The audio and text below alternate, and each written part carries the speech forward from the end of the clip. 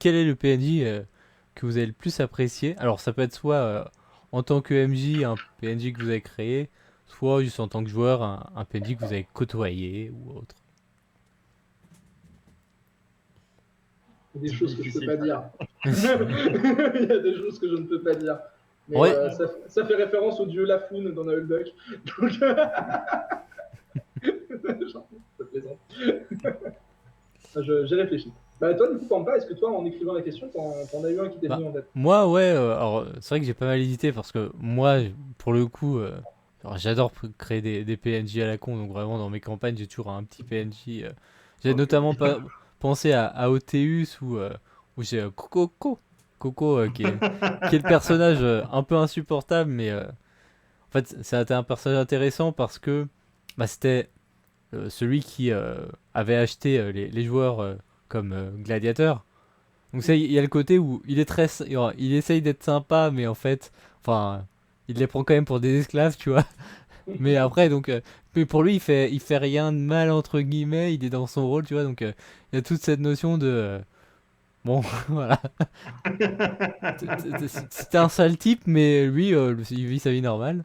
Après, pareil sur la campagne, il y avait Wiz qui est c'est la grenouille que La j'ai grenouille, sortie de ouais. nulle part. Pareil, je lui avais fait un accent en anglais à la con.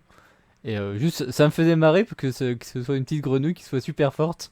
Et du coup, c'était limite le PNJ un peu cheaté de la campagne, où elle fumait les gardes, elle fumait trois gardes tranquille et tout. Mais sinon, il y a en vrai, en réfléchissant plus, il y a un personnage clairement qui m'a marqué plus que les autres, c'était sur la campagne Harry Potter.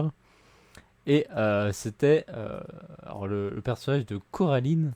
Donc pour contextualiser, donc la campagne Harry Potter, c'était une campagne qu'on avait fait dans l'univers d'Harry Potter, mais genre des centaines d'années après les films. Donc toute une nouvelle organisation mondiale, une nouvelle école qui était sur une île, etc. Et globalement, le pitch de base, c'est que les joueurs rataient l'examen d'entrée. Du coup, normalement, ils sont établis dans des dortoirs un peu à la Yu-Gi-Oh!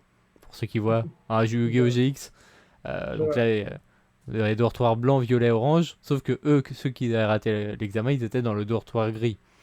Et le dortoir gris, il y a un peu tout un lore en mode c'est le dortoir qui apparaît justement quand il y a des élèves un peu paumés ou autres. Et il y a un PNJ qui était associé à ce dortoir, c'était le fantôme d'une petite fille qui était Coraline.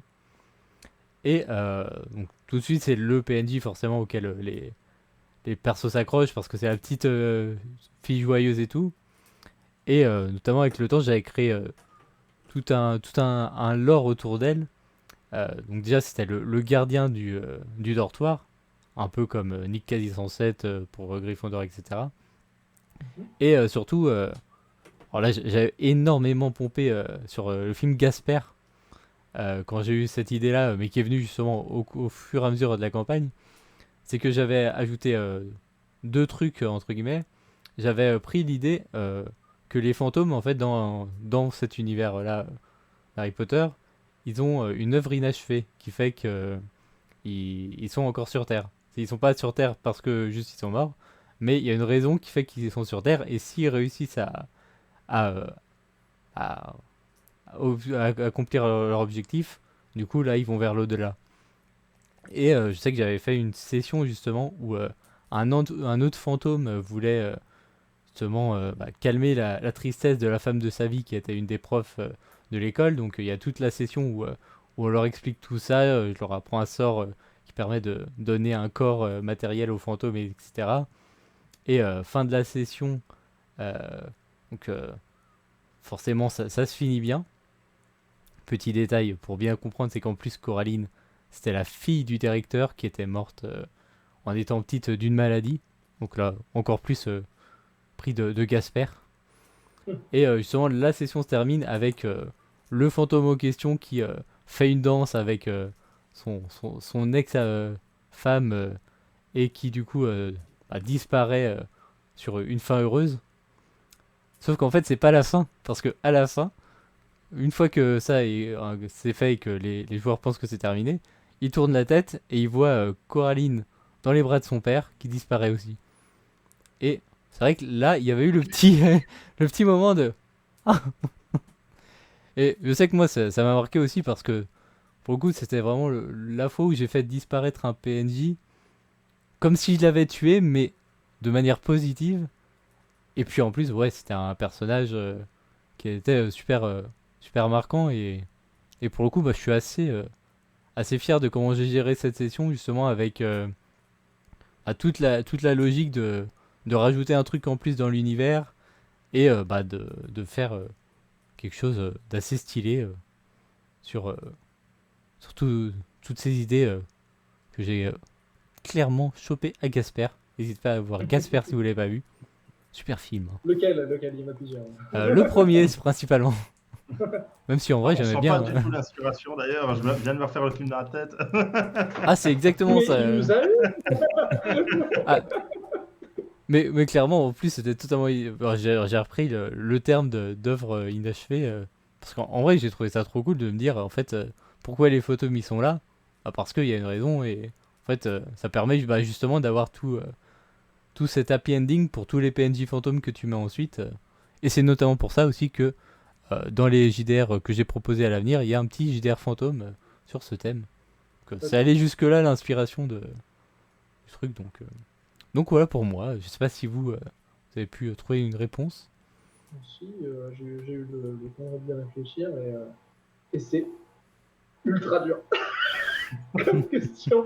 Donc je sais pas si pour toi Brainstorm aussi, c'est aussi dur que pour Ben, moi, mais écoute-moi, j'ai une réponse là, mais en tête, mais c'est dur. en vrai, j'ai une réponse, mais elle va être très courte. Ben, ça m'est revenu en tête en allant voir le dernier film Donjons et Dragons. Parce Très que bon film. justement, j'avais fait un jeu de rôle espionnage il y a pas mal d'années ici avec le groupe qu'on était par le passé. Et justement, avec l'avatar de Hugh Grant, j'avais fait une espèce de snob anglais, mais hyper insupportable, qui, euh, qui parlait de manière hyper pénante. Et en fait, ça énervait mes joueurs carrément, quoi. Tu vois. Et moi, ça m'éclatait parce que chaque fois qu'ils devaient parler, ça les énervait de plus en plus. Tu vois, ils étaient en mode, mais putain! Et ouais, rien que pour ça, je pense que c'est le PNJ qui m'a le plus marqué. Ok. Ouais, ça, je peux comprendre. Euh, Bah écoutez, moi de mon côté, c'est difficile parce qu'en fait, c'est un peu bizarroïde. En gros, quand je joue un PNJ, bien souvent, c'est un peu un objet que je crée et que je confie à mes joueurs. Et c'est eux ensuite qui en font quelque chose. Basiquement, je commence, des fois, la plupart du temps, j'improvise en fait le PNJ. En toute honnêteté, hein, j'écris plutôt des éléments visuels ou des éléments, voilà, je lui donne vaguement une voix sur le moment, ce n'est pas pensé. Et après, en fonction des échanges avec les joueurs, au bout de 2-3 échanges, je lui détermine une personnalité en fonction de ses souvenirs, etc. Mais c'est rare en fait que voilà, c'est plutôt mes joueurs qui me surprennent au travers des interactions que j'ai avec eux. Et du coup, en fait, je me souviens plus des PNJ pour lesquels, où en fait, à des moments, je joue plus le PNJ et j'ai juste une discussion presque naturelle où en fait, justement, je rentre un peu en synesthésie avec mon personnage et j'offre clairement une prestation où je me sens juste trop bien en fait. Et comme ça, j'ai deux moments marquants que j'ai beaucoup apprécié. Un qui est en live sur Tales from the Loop où je trouve que j'ai très bien mélangé le mélange entre la folie d'un personnage, où j'essayais de l'interpréter, et où je réussissais à faire un peu peur à mes joueurs au travers de la narration et des gestes qu'ils faisaient. Donc ça, c'était plutôt agréable de jouer une espèce de savant fou qui est en train de tout perdre, et qui, en fait, comme il est en train de tout perdre, il fait encore plus n'importe quoi, et il perd encore plus que il perd le peu qui lui reste. Genre sa femme, elle est prête à le quitter, et comme elle est prête à le quitter, bah, du coup, il part un peu en mode gros délire. Et je ne spoil pas le scénario parce que c'est un scénario qui est disponible dans le bouquin. Mais voilà, il la kidnappe et ça part mal. Et du coup, il perd encore plus le peu qu'il a. Oui. Et du coup, l'interpréter face à des joueurs qui découvrent ça, bah, c'est un personnage qui est basiquement gentil, mais qui est en train de virer vers la folie. Et ça, c'était un très bon souvenir. Sinon, en fait, un autre excellent souvenir, c'était un truc qui n'était pas en live. C'était un PNJ, en fait, où basiquement, je n'ai eu le bug. avec un ami où je jouais juste lui et moi. On était seuls dans la pièce et c'est un ami avec qui je peux jouer. Soyons nets, 18h, voilà, on est seul, on s'assoit, faites ta feuille de perso, c'est parti, on joue 18h comme ça à deux. On ne s'arrête pas jusqu'à ce que l'un des deux dise j'ai faim, j'ai soif, je vais mourir, je m'apprête à décéder. Ah d'accord. Et du coup, en fait, c'est un personnage, il joue un personnage, pardon, qui est un paladin de la justice. Justice et saucisse. Voilà, forcément, c'est du bug. Désolé, j'ai fait tomber mon téléphone. Et en fait, je lui ai fait une origin story pour son personnage, en fait, en essayant de récupérer la quasi-totalité des éléments de son lore, parce que c'était un peu chaotique. Parce que quand on crée un personnage pour une campagne, forcément, il y a des trucs qu'on réadapte de temps en temps. Et en fait, le truc, c'est qu'à un moment, juste, on a passé facile 2 à 3 heures, donc c'est un paladin de la justice, à débattre sur qu'est-ce qui est juste par rapport à... En fait, il arrive dans une bibliothèque où il a appris les textes de loi, etc. C'est un peu marrant. Et en fait, je le mets face à des petits dilemmes moraux. Et en fait, on discute, mais très sincèrement, entre deux personnages. Donc moi, j'interprète un personnage avec sa vision des choses. Et en fait, je discute avec lui. Sauf que lui, il joue le même personnage depuis le début. Et en fait, je passe d'un personnage à l'autre. Et en fait, à un moment, les barrières tombent un peu. En fait, et on discute juste de la morale et en faisant un petit peu de philo, quoi. Et c'était juste génial. Donc, j'ai envie de dire tout l'ensemble de ces personnages un peu créés au pif, qui ont juste interprété des visions des mêmes problèmes, mais différemment. Voilà. C'était vraiment, et ça a duré vraiment 2-3 heures où en fait, on a juste discuté des problèmes moraux, de troller les problèmes, basiquement. Je caricature, mais c'est un peu ça. Et en plus, j'essayais d'intégrer des éléments de la trame d'histoire dans cette discussion. C'était vraiment excellent. Je suis d'accord. Ou à l'examen de philo, était sympa. Oui, je caricature un peu, mais c'était vraiment genre, voilà, des trucs où on parlait des choix. Est-ce que quelqu'un est responsable d'un choix qu'il fait sans en connaître la totalité des éléments constituants? Donc, typiquement, quelqu'un qui se fait escroquer, est-ce que il a fait le choix de se faire escroquer? Est-ce qu'il est en droit de demander réparation? Qu'est-ce qu'une escroquerie? Oui. Comment justifier qu'un voleur puisse sortir innocent d'un tribunal? Est-ce qu'il est lui-même? Est-ce qu'il a fait le choix de voler? Est-ce qu'il n'était pas poussé par la société à devenir un voleur? Doit-il être puni au même titre que quelqu'un d'autre? Voilà. Et en fait, on part super loin là-dedans, en fait. Et c'était inattendu, et c'était génial de jouer du coup un prêtre de la justice qui débat avec un futur paladin de la justice.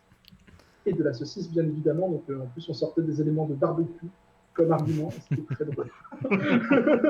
Doit-il cuire sur le bûcher avec des saucisses? Est-il plus agréable pour lui de sentir une odeur de merguez en mourant? On sent le Naël Buck, ouais. Mais c'est vrai que t'as dit un truc, c'est vrai que, notamment, surtout pour les campagnes, c'est toujours bien de laisser aussi les PJ donner de l'importance à certains PNJ et de développer particulièrement les PNJ avec lesquels ils s'entendent. Et moi, justement, enfin, je viens de repenser là un autre PNJ que j'ai adoré jouer, mais notamment, il était très lié à un PJ, c'était sur la campagne Harry Potter. C'était le PNJ du comte Atwood, qui en gros, c'était un personnage encore très puissant, mais totalement taré, mais vraiment absolument taré plus possible, ultra égoïste, ultra manipulateur, et notamment, il était tombé sur un des PJ que jouait Grodal, qui était au contraire le PJ qui essaye d'être super gentil et qui essaye de donner la confiance à tout le monde. Et c'est un peu le personnage qui dit non mais il y a forcément du bon dans chaque personne. Et justement il est tombé sur limite le seul personnage de l'univers où il n'y a pas de bon. Et à chaque fois il lui laissait une chance, à chaque fois l'autre il faisait n'importe quoi, il le manipulait. Et c'était un PNJ en mode à un moment il a pris possession de son corps. Et il pouvait tuer des gens vraiment en mode vraiment Avada Kedavra, ta ta ta ta ta. Et après, oh non, mais j'ai fait ça parce qu'ils m'ont énervé. Et juste le contraste entre les deux, c'était incroyable. Et bah, c'est toujours marrant aussi de jouer un PNJ qui est un peu dans l'extrême, tu sais, des fois ça fait du bien en tant que MJ de te dire, celui-là, ce PNJ-là, il va être à fond dans son truc et il va faire aucun cadeau. Ouais. C'est dur c'est vrai que c'est à la fois jouissif et difficile des fois de dire ce personnage-là, je veux que mes joueurs le détestent. Comment faire? Et du coup, et en fait, du coup, tu essaies de faire tu choisis la personne qui va tout le temps faire les pires choix. Et c'est vrai que ce genre de personnage-là, bah, bizarrement, les joueurs, des fois, ils les apprécient d'autant plus en se disant non, mais il est bête. Mais non, il est machiavélique. Il a fait exprès. Ouais, il y a ça. Du coup, t'en reviens à dire je suis méchant Ouais, et pour en le rendre plus, crédible. ouais. C'est bon, t'as compris, tu l'as. Bah, en plus de ça, justement, ce qui avait d'intéressant dans la campagne Harry Potter, c'est que ils jouaient donc des étudiants. Alors des étudiants genre lycée, tu vois. Mais du coup, bah, il y a des PNJ, juste, ils étaient trop forts pour eux, mais parce que un étudiant n'est pas de taille face à un grand mage noir, tu vois. Donc, il y avait ce truc où ils devaient trouver des solutions aussi, en sachant que, en effet, ce personnage-là, il pouvait pas l'affronter, tu sais, fallait qu'il trouve une feinte pour essayer de calmer sa colère, tu sais, d'être gentil avec lui, de pas l'énerver. Et c'est ça aussi qui était intéressant, c'était en mode comment on le gère, parce qu'on a un psychopathe qui peut tuer des gens. Et du coup, bah, faut essayer d'être gentil avec lui alors que c'est le pire personnage, tu vois. Ouais, c'est. Ah, Oui. j'ai une autre anecdote qui me vient en tête aussi avec un personnage que j'avais beaucoup aimé interpréter. Et je sais pas si ça vous est déjà arrivé de jouer ce PNJ qui ne sert à rien, qui est là pour décorer. Et en fait, les joueurs, ils lui donnent une importance telle que du coup, vous êtes obligé d'interpréter ça un peu plus longtemps, ou alors, euh, voilà, ou pour les remettre sur une autre piste, ou pour justement dire, ok, on va tordre un peu le scénario pour que ce PNJ-là, finalement, donne quelques informations importantes. Ouais. Et ils ont choisi, dans un scénario de vampire à la mascarade, donc, dans un scénario de vampire, euh, ils étaient dans une morgue, et je voulais juste donner, en fait, une ambiance où il y a un mec qui vend de la drogue dans la morgue. En fait, c'est un médecin qui a des accès à droite à gauche avec une pharmacie. Et y a un mec qui est là pour. C'était juste un personnage décor, c'était un pot de fleurs dans ma tête. Je dis, bah en fait, t'as un gars, il est en train de regarder une télé sur laquelle il y a de la neige, il est comme ça. Voilà. C'était juste un élément de décor pour moi. Et les joueurs, ils ont dit, ah, mais peut-être que c'est parce qu'en fait, c'est un vampire qui est en train qui hypnotise les gens et que du coup, il ramène, il drogue des gens et après, du coup, il s'en sert pour avoir du sang. Ça, non, c'est un pot de fleurs. Ça donnait un peu de l'ordre vaguement sur le médecin pour dire qu'il était un peu limite, mais c'est tout, en fait, c'est un truc à la con. Et en fait, ça m'a forcé à interpréter et j'ai adoré ce moment-là. Où en fait, je décrivais le filet de bave. Et à un moment, je dis, bon, écoutez, voilà la situation telle que vous la voyez. Allez-y, interprétez, vas-y, jouez avec moi. C'est ça. Et j'ai fait ça pendant genre 5 minutes. Il disait, ouais, vas-y, je lui touche le bras. Il me disait, de quoi les gens font ça. Je me dis, c'est bon, vous avez compris. Il n'a pas grand-chose à dire là. Je, oh là là, il est dans un état si grave. L'hypnose est profonde. Ils arrivent à faire des jets de Auspex pour savoir comment il va. Si vous voulez, les gars. Mais c'est très jouissif de se baver dessus pendant qu'on joue un personnage drogué. Ouais, en tout cas, oui, clairement, c'est vrai que quand les personnages créent, donnent de l'importance à un PNJ, bah forcément, c'est là aussi bah, qu'ils se sentent vraiment les personnages principaux, toi. Et bah, je sais que notamment, j'ai un autre exemple sur la campagne Harry Potter où, pareil, c'était une campagne avec une histoire de fond, mais chaque session était un peu bac à sable. Et notamment, il y avait une session qui était censée être la pure session filler, tu sais, en mode, oh, je sais pas quoi leur mettre, je vais leur faire un truc tout con. Et la session, c'était juste, il y a un troc. Donc c'est la session, ils vont pouvoir choisir des objets qu'ils ont et essayer de les échanger avec d'autres objets. Et j'avais fait une liste, tu sais, un peu de plein d'objets à la con, en mode, ouais, tiens, ça c'est marrant, je vais leur proposer ça, je vais leur proposer ça. Et dedans, j'avais mis un truc, c'était le Codex Demonica. En mode, bah, je sais pas s'il y en a un qui le prend, bah, je déciderai à ce moment-là ce que ça ferait. Tu vois, c'est parce que j'ai pas d'idée. Évidemment, il y en a un Toujours une qui, bonne idée de faire ça. Toujours. il y en a un qui l'a pris, et pour le coup, bah, c'est le personnage de Cillian à l'époque, et donc Cillian, à la fin, j'avais dit, bon, clairement, moi, je vais rien décider pour ça, donc on peut réfléchir, si tu veux, à ce qu'on en fait. Et au final, bah, ça a fait que on a décidé que dans ce codex, il y avait un démon avec lequel il a fait un pacte. Et au final, bah, c'est ce démon-là qui est devenu le grand méchant de l'histoire. Alors que moi, j'avais prévu un truc totalement différent, mais tu vois, c'est en mode Ouais, juste, j'ai trouvé ça marrant. Un objet à la con, ça a donné un PNJ qui au final est devenu bah, plus important que les PNJ de base. Et bah, c'est toujours, faut pas hésiter ouais, à mettre des petits trucs comme ça et à jouer à fond dedans si les joueurs rentrent dedans, quoi. carrément, ça crée des petites ficelles en fait, qu'on peut utiliser un peu plus tard. C'est quelque chose sur lequel je me suis beaucoup amusé avec eux. Je trouve qu'il n'y a rien de plus jouissif d'ailleurs quand tu prépares ton truc et pas que les joueurs vont saccager toute ton intrigue, mais que voilà, tu prépares allez, des pistes et ils vont emprunter un chemin mais que tu n'as totalement pas vu venir et qui vont te donner des importances à des éléments que tu avais juste mis en mode ouais, ok, c'est bon. Je trouve qu'il n'y a rien de plus jouissif quand on a MJ que de voir les joueurs qui s'éclatent comme ça, quoi. Enfin, perso. C'est vrai que je pense au pauvre Bracer qui a masterisé une fois une partie de Batman. Début de la partie, moi je présente mon personnage. Oui, donc j'étais brisé par Batman à qui j'ai avoué mon amour et. T'apprends ça juste avant le soir de la partie, t'es en mode ouais, Voilà. ok. Voilà. La partie commence, moi j'étais en mode. Il y a une histoire d'amour là-dedans. Tu vois. Et juste ça, bah, t'es en mode ouais, c'est marrant. C'était un personnage qui était enfermé à Arkham, c'est ça? Non, c'était Nightwing, donc l'ancien Ah, Robin qui. Ah. Et j'étais en mode, bah, en fait, Ah. j'ai arrêté d'être Robin parce qu'il m'a brisé le cœur quand il a avoué mon amour.